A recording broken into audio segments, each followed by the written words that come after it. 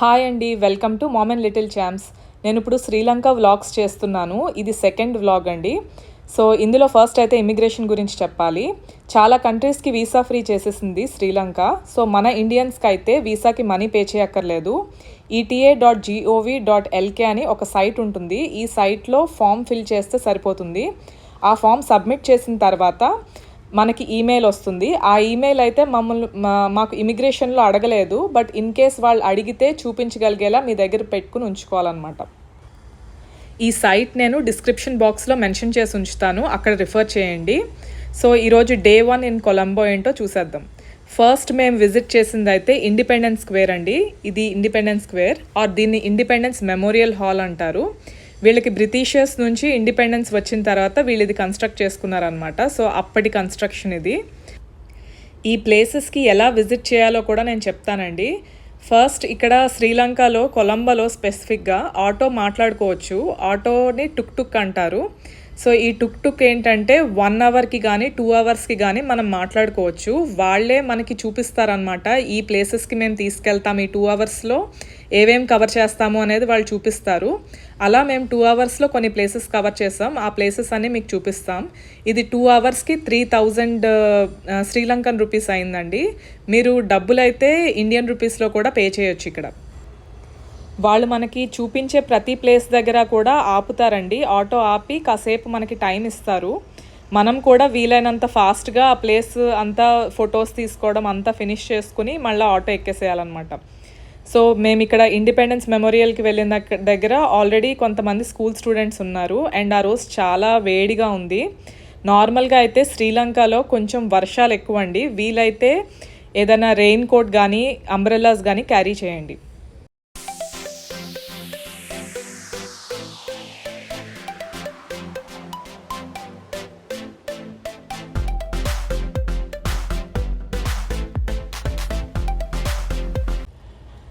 Second stop white house of Colombo అనమాట.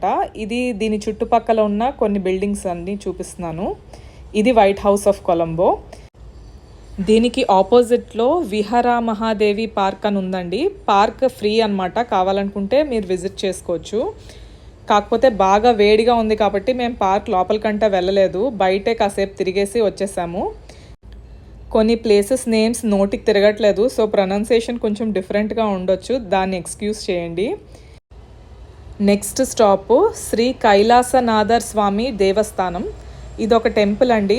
చూడడానికి బయట నుంచి చాలా బాగుంది, పెద్దగా ఉంది. కాకపోతే మేము చేసిన తప్పేంటంటే మేము ఆఫ్టర్నూన్ వెళ్ళడం వలన ప్రాబ్లము. సో టెంపుల్స్ అన్నీ క్లోజ్లో ఉన్నాయి. యాక్చువల్గా మాకు 2 అవర్స్లో తిప్పుతాను అన్న ప్లేసెస్లో 2 టెంపుల్స్ చెప్పారనమాట. అందులో ఇది ఫస్ట్ టెంపుల్. ఇది క్లోజ్ చేసి ఉండడంతో ఇంకా సెకండ్ టెంపుల్ ఎలాగో క్లోజ్ చేసి ఉంటుందని వాళ్ళు ఇంక తీసుకువెళ్ళలేదు. మేము కూడా సరే క్లోజ్ చేసి ఉన్నప్పుడు వెళ్ళడం ఎందుకని ఇంకా ఆగిపోయాము. సో ఇలా 2 టెంపుల్స్ పక్క పక్కన ఉంటాయి. అండ్ కొంచెం ఫ్రంట్కి కూడా ఇంకొక చిన్నగా టెంపులే ఇంకొంచెం ఎక్స్టెన్షన్ ఉందన్నమాట. సో టెంపుల్స్ విజిట్ చేసేలా ఉన్నప్పుడు కొంచెం మార్నింగ్ టైం కానీ ఈవినింగ్ టైం కానీ మీరు ప్లాన్ చేసుకుని పెట్టుకోవచ్చు అనమాట ఈ ట్రిప్ని. అండ్ నెక్స్ట్ స్టాప్ వచ్చేసి లోటస్ టవర్. లోటస్ టవర్ చాలా పెద్దగా ఉంటుంది. ఫ్రంట్ అంతా ఇలా ఉంటుంది అండ్ సైడ్కి ఎంట్రన్స్ టికెట్స్ అమ్ముతారండి. సో అక్కడ ఎంట్రన్స్ టికెట్స్ తీసుకుని మీరు కావాలనుకుంటే పై వరకు వెళ్ళొచ్చు అనమాట. పై వరకు వెళ్తే మీకు సిటీ వ్యూ కనిపిస్తుంది. మేము పిల్లలతో వెళ్ళడం వలన అంత పైకి వెళ్ళడం అంటే వాళ్ళు భయపడ్డారు. సో మేము పైకి వెళ్ళలేదు, బట్ మీరు కావాలనుకుంటే ప్లాన్ చేసుకుని పైకి వెళ్ళొచ్చు. దాని తర్వాత ఇది నెక్స్ట్ స్టాప్ అండి. ఇది జమీ ఉల్ అల్ఫర్ మాస్క్ అనమాట.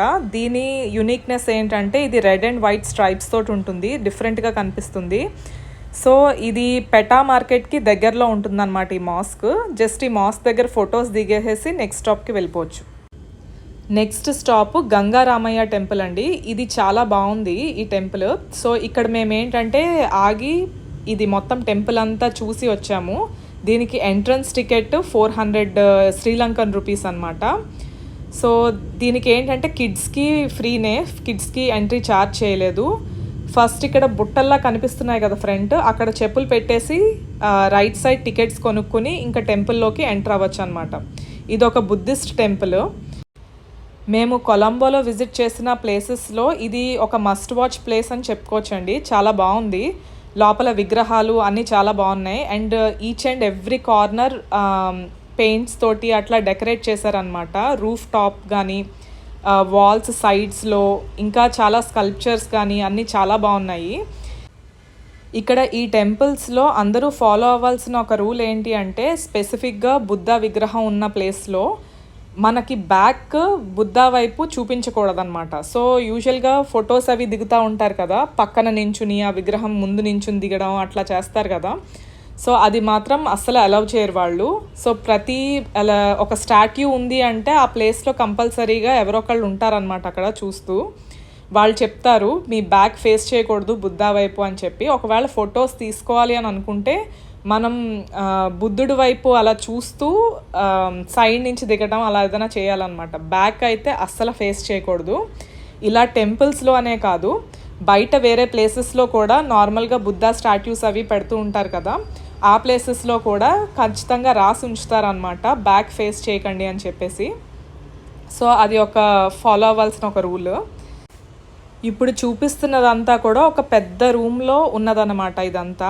సో దీని నుంచి బయటకు వచ్చేసిన తర్వాత ఇంకా చాలా విగ్రహాలు ఉన్నాయండి, బుద్ధుడివి ఇంకా వేరేవి అలా చాలా ఉన్నాయన్నమాట. ఇది ఆ ప్లేస్.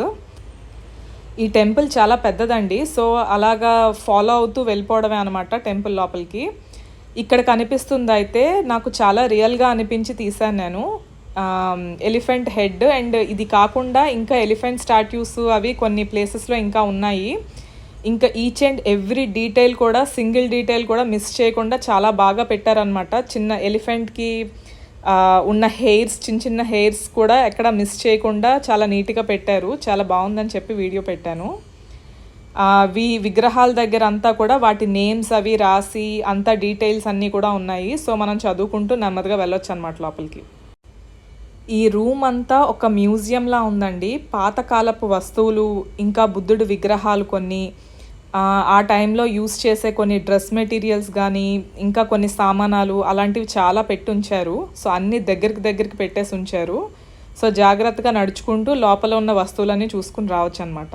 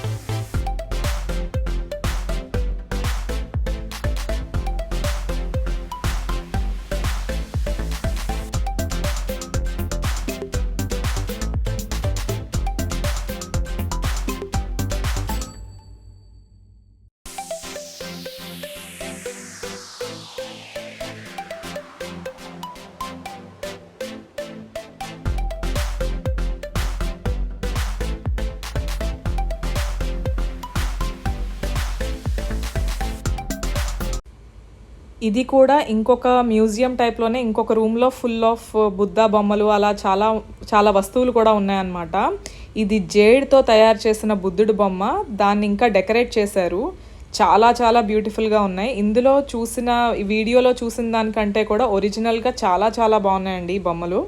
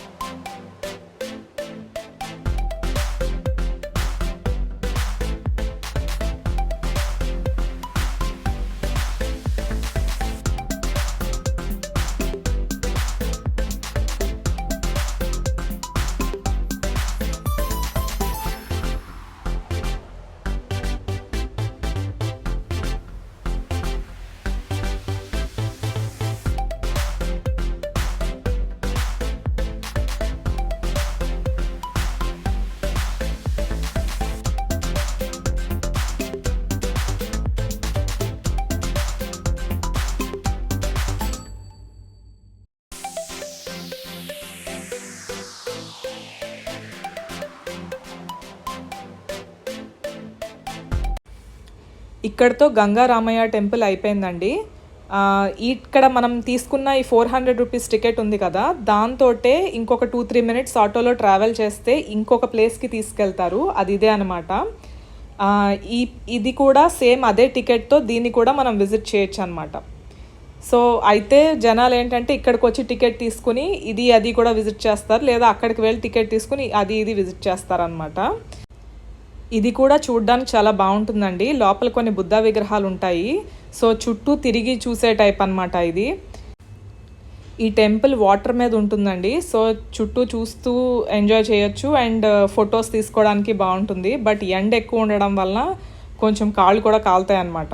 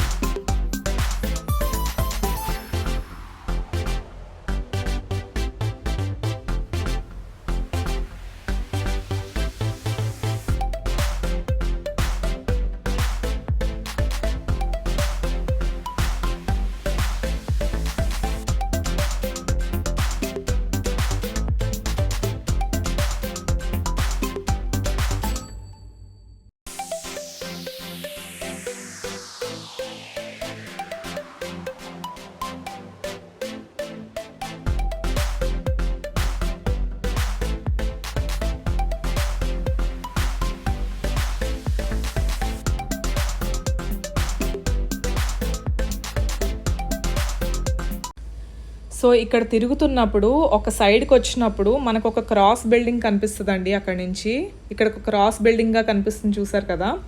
దీన్ని ఆల్టైర్ టవర్ అని అంటారు. ఇది శ్రీలంకలో టాలెస్ట్ రెసిడెన్షియల్ బిల్డింగ్ అనమాట.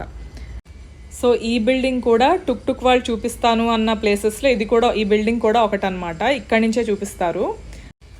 ఇంకా ఈ వ్లాగ్ ఇక్కడితో ఎండ్ చేసేస్తున్నానండి. బాగా లాంగ్ అయిపోయింది కదా. నెక్స్ట్ వీడియోలో మళ్ళీ కలుద్దాం. ఈ వీడియో మీకు నచ్చినట్లయితే please like, share and subscribe. Notifications కోసం పక్కనే ఉన్న బెల్ సింబల్ క్లిక్ చేయండి. Thank you so much for watching and next వీడియోలో మళ్ళీ కలుద్దాం.